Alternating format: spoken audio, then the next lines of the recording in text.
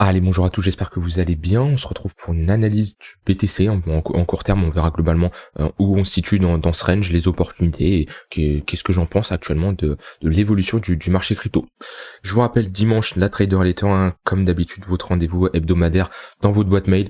Donc voilà, si vous n'êtes pas encore inscrit, si vous voulez profiter de conseils, d'analyses, de stratégies, voilà, ça peut être d'un côté mindset, un côté un trade en cours que que je décrypte ou autre, bah n'hésitez pas à vous inscrire, hein, c'est gratuit, le lien est en description.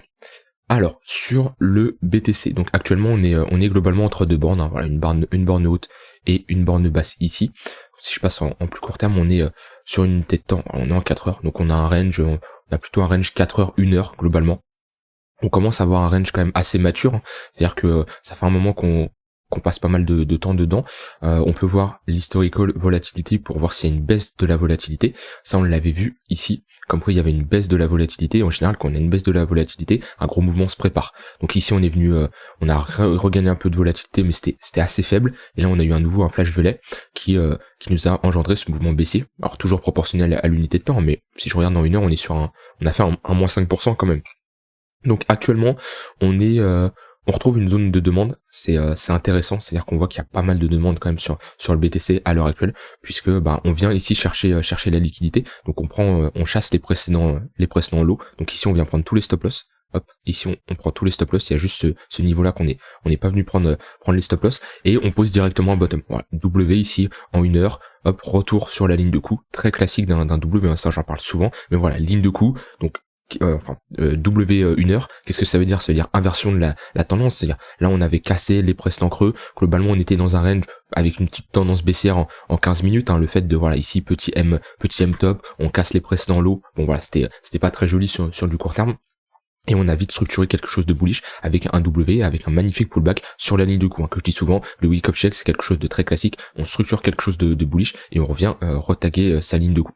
Donc voilà, ici pour le moment, la tendance en court terme, hein, donc dans ce range-là, elle est bullish. Voilà, des creux et des sommets de plus en plus haut, et on est en train de se rattaquer au haut de range. Et ça, c'est clairement encourageant. Maintenant, c'est la dernière zone des vendeurs. C'est-à-dire les vendeurs, c'est leur dernière chance ici pour potentiellement instaurer toujours une dynamique baissière. Ici, on fait un W weekly, qui est une structure de retournement de tendance. Maintenant, c'est vrai que ce W weekly, il est un peu just, hein, il peut être un peu just. C'est-à-dire que là, ce sommet-là, le but d'un W, c'est d'inverser notre dynamique en faisant un creux et un sommet de plus en plus haut, comme ça. Voilà. Maintenant, ici, on va plus être sur un sommet intermédiaire qui nous structure quand même un W weekly, hein, donc c'est très encourageant. Là-dessus, on est d'accord. Donc je suis toujours bullish, hein, sur le BTC. Je vous en ai parlé depuis un moment. Je m'attends à un rebond dans les 25 à 28 000 $, ça serait déjà un bon début, hein, sur ce niveau-là. Après, on pourrait pourquoi pas targeter plus haut. Mais voilà, je suis toujours bullish. Maintenant, ici, on est dans une zone où si les gens sont vendeurs, s'ils shortent le marché, et moi, c'est le dernier niveau pour les shorters de instaurer une dynamique toujours baissière, et voilà, de venir chercher les précédents lots pour instaurer toujours des sommets, des creux de plus en plus bas. Mais ici, sur du moyen terme, on a clairement inversé de dynamique avec ce W. Ici, on a une grosse accumulation. Et c'est très intéressant. Donc maintenant, on est globalement dans un range, on est sur résistance, et en général, une résistance, on doit avoir un rejet violent. C'est-à-dire que si vous êtes sur une grosse zone, quand le prix arrive, on veut des vendeurs très agressifs qui nous rejettent le prix. Actuellement, là, qu'est-ce qu'on fait? On va sur cette résistance, on a des petits rejets, mais on se réattaque à la résistance. Ça veut dire qu'elle est en train de s'affaiblir. Plus une résistance est touchée comme ça, plus elle s'affaiblit. Donc ça, en tout cas, consolider comme ça sous résistance, c'est quelque chose de bullish en général. Maintenant, globalement, on est dans notre range. Si on casse à la hausse, eh ben, ça sera très encourageant par la suite. Si on casse à la baisse, on ferait un M top ici. Alors, à moins qu'on s'affranchisse de ce niveau-là, mais si on fait quelque chose comme ça, tac, hop, quelque chose comme ça, et ben on ferait tout simplement un M top, ce qui est une structure de top de marché. Alors ça va pas inverser cette dynamique, hein, parce que ici on fait un W weekly, donc pour inverser cette dynamique, il faudrait faire ici un M weekly. Par contre, ça nous permettrait de faire un retracement. Donc si on met notre Fibonacci, on pourrait potentiellement revenir chercher nos 0,382 dans un premier temps, et si on n'a pas d'acheteurs qui se montrent puissants, on pourrait rechercher ici notre ligne de coup. La ligne de coup de cette grosse structure qu'on n'est pas revenu chercher. Maintenant, voilà, c'est vraiment la zone à surveiller, globalement, ce range-là. En tout cas, si on le casse à l'os, eh ben, on aura une magnifique poursuite de notre continuation haussière. On peut mettre des targets, donc en prenant le haut et le bas, Alors on peut prendre ces targets là, hop, mince, mince, hop. Voilà, globalement on pourrait chercher, en gros on pourrait aller targeter les 23 000 $. Donc on prendrait la liquidité de ce précédent sommet, voire de ce précédent sommet. Voilà, ça c'est clairement intéressant et c'est une zone que j'attends. Cette cassure me confirmerait qu'on a un potentiel bottom définitif ici. Donc à voir bien sûr, hein, toujours s'adapter en fonction du marché. Si on commence à faire ça et on instaure quelque chose de bearish avec un M-Weekly, j'inverserai clairement d'opinion, toujours s'adapter en fonction du marché. Mais c'est vrai que c'est encourageant ce que nous fait le BTC actuellement. Personnellement, sur du long terme, moi j'avais commencé à me repositionner sur des altcoins, du Atom, du Polkadot. Non, j'attends encore des confirmations techniques, du Chainlink et de l'Ether. Sur le BTC, je me suis pas encore replacé. Côté investissement, côté swing trading, il y a très peu d'opportunités de mon point de vue, hein, c'est-à-dire j'attendrai un minima un retour sur notre tunnel H4 plus la ligne de coup pour avoir une opportunité swing. Rentrer ici pour du swing c'est beaucoup trop tôt. Et sinon pour du day trading, j'avais pris une position sur Ether où je m'étais on était venu me chasser ici. Hop. Donc j'étais rentré ici là sur ce niveau-là et c'est dommage, hein, le trade aurait pu être gagnant, mais on est venu me chasser ici à pas grand-chose. Voilà. On est venu prendre mon stop loss et c'est dommage, hein, parce que le trade il aurait été gagnant si j'avais mis le stop loss légèrement plus bas, mais bon, déjà je l'avais pas mis exactement sous le précédent creux au cas où on vient juste mécher pour repartir, un peu comme là, vous voyez ici on mèche juste, là on a méché mais on a été clairement plus loin. Bon, c'est comme ça, de toute façon le stop loss faut bien le définir à un niveau. Et c'est pas spécialement de la malchance, hein, c'est-à-dire c'est dans les deux cas, ça aurait pu faire la même chose pour mon TP, on vient juste mécher et on repart à la baisse, voilà, ça fait partie du jeu, on passe à autre chose et c'est comme ça. Donc hop, sur BTC c'est dit, sur Ether, on va voir où on en est.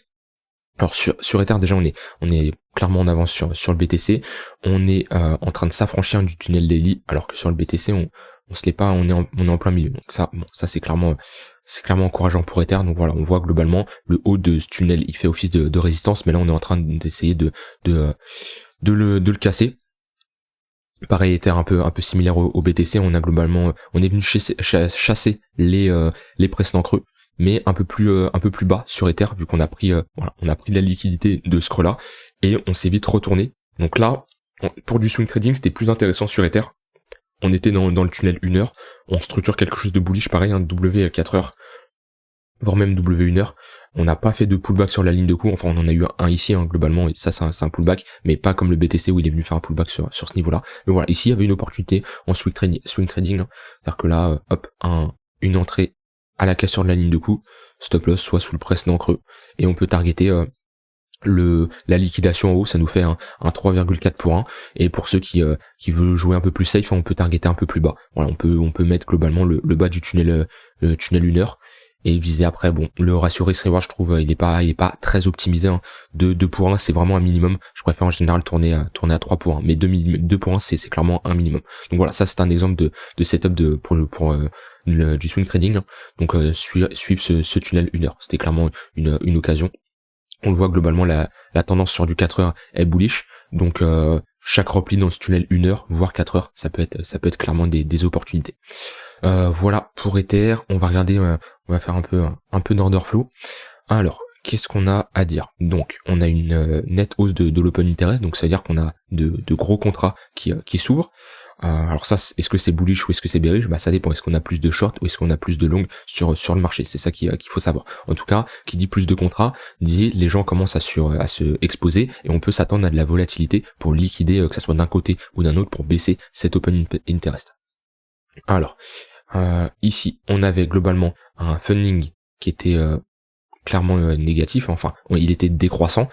Donc, ce qui nous montrait qu'il y avait il y avait potentiellement plus de short que de long. Ici, on a passé funding négatif. Alors, je vais mettre en 15 minutes, ça sera plus visible. Voilà, ici, funding négatif, on pose un bottom avec un open interest qui montait bien. Plus, on avait un long ratio globalement à 57%. Donc, majoritairement des shorts ici. Et ça m'étonnerait pas qu'on vienne chercher la liquidité des shorts. En tout cas, pour le moment, il n'y a pas énormément de FOMO long. Si je me mets sur du 1 heure, il n'y a pas spécialement de FOMO long. On voit pas un open interest éclaté à la hausse, hein. Si je me mets, pour donner un exemple, hein, hop, Voilà, ici, c'était où? C'était, ouais, alors attendez, je vais mettre plus en daily, ce sera encore plus visible. Voilà des exemples d'open interest qui pètent à la hausse, hein. Donc là, vraiment, on a la FOMO longue. Toute cette partie FOMO longue, là, cette partie FOMO longue. Et on voit que globalement, on est dans une zone où il y a clairement moins de FOMO. Après, c'est normal, on était en bull run, etc., etc. Mais voilà, là, il y a clairement du FOMO. Là, on voit que ça a clairement FOMO short, hein. Pendant, là, c'était crise FTX, beaucoup de FOMO short. Et ici également, un funding extrêmement négatif. Mais là, voilà, sur du court terme, on voit qu'on a un funding qui est décroissant. Et pourquoi pas, il pourrait passer en négatif, ce qui serait encourageant. Ce qu'on veut de toute façon, c'est que ça FOMO short. Si tout le monde pourrait shorter le marché en FOMO, eh ben il y aurait de grosses opportunités que le marché vienne les liquider, hein, parce que le marché il agit comme un aimant. Enfin, la liquidité agit comme un aimant et qui attire le marché. Donc s'il y a énormément de liquidité au nord, eh ben le marché il ira clairement les chercher. Et pour qu'il y ait de la liquidité au nord, faut qu'il y ait du FOMO short. En tout cas pour moi, de mon point de vue, quand je regarde l'order flow comme ça, il y a plus de short que de long. Alors après c'est pas spécialement une raison pour se positionner à l'achat, hein, parce que le marché il peut très bien, vous positionner à l'achat, le marché il peut très bien faire ça, et vous faites liquider, pourtant le marché il est clairement haussier. Donc toujours avoir plusieurs conditions techniques, mais pour moi d'un point de vue order flow, je suis clairement bullish. Donc on a un marché qui nous fait clairement une bonne journée. Ether qui surperforme pour le moment le BTC. Qu'est-ce qui nous structure? Là il pourrait nous structurer un W ici. On est globalement dans un gros range, hein. On avait notre compression, elle a cassé légèrement à la hausse, on a piégé pas mal de monde ici. Hop, on a cassé, validé ce W. On a fait un pullback sur notre ligne de coup ici, au niveau des 0,073, et là on pourrait restructurer quelque chose de bullish comme ça pour s'attaquer au précédent sommet. En tout cas ça serait très encourageant pour la suite. Après sinon pour concernant les alts, on a toujours BNB qui reste assez fort. Voilà, on le voit, on a BNB qui maintient ses lots, un peu similaire à Ether. On a Atom, hein, qui est fort également. On a Link. Ouais, Link, moi j'en avais réaccumulé sur le bas de son range. Là on est vraiment dans un gros range et ça c'est une opportunité. On a Matic, pareil, hein, Matic, je vous avais montré une position. Je sais plus si je l'ai. Hop. Voilà, je vous avais montré une de ces positions sur Matic, hein, bas du range.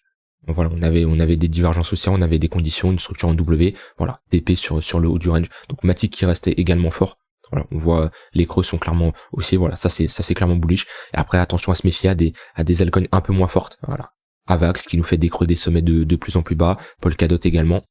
Algo également. Alors je dis pas que c'est des cryptos, hein, je dis pas qu'il faut pas s'y intéresser, mais bon en tout cas déjà pour un swing trader, on achète une tendance baissière et c'est pas intéressant. Vaut mieux se concentrer sur des cryptos qui font des creux et des sommets de plus en plus haut. Après là encore sur du court terme pour un swing trader, il y a des opportunités, hein, vu que la tendance reste haussière sur les alts. Maintenant pour on va dire quelqu'un qui fait de la trend following et qui veut jouer un potentiel rebond, je me concentrerai plus sur des altcoins qui font des creux et des sommets de plus en plus. Voilà, ADA par exemple, c'est un exemple qu'il faut éviter.